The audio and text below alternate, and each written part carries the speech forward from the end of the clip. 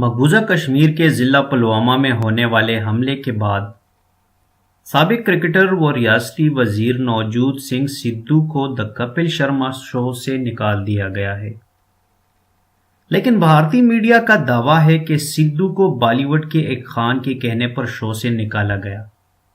مقبوضہ کشمیر کے ضلع پلوامہ میں آصف بھارتی فوج پر کار خودکش دھماکے میں بھارتی فوجیوں کی ہلاکت کے بعد بھارت روایتی پاکستان دشمنی پر اتر آیا ہے اور بغیر کسی تحقیقات کے پاکستان پر الزام تراشی کا سلسلہ شروع کر رکھا ہے۔ مقبوضہ وادی میں ہونے والے حملے کو جواز بنا کر انتہا پسند ہندوؤں نے پاکستان کے خلاف محاذ کھول رکھا ہے اور سابق بھارتی کرکٹر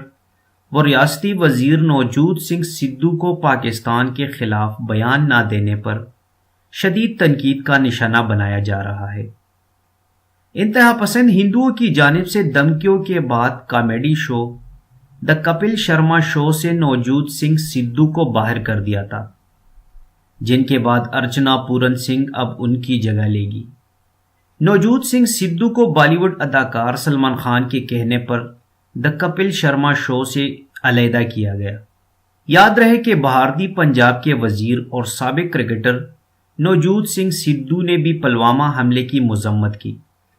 لیکن ساتھ ہی انہوں نے بھارتی نیوز ایجنسی کو انٹرویو دیتے ہوئے سوال اٹھایا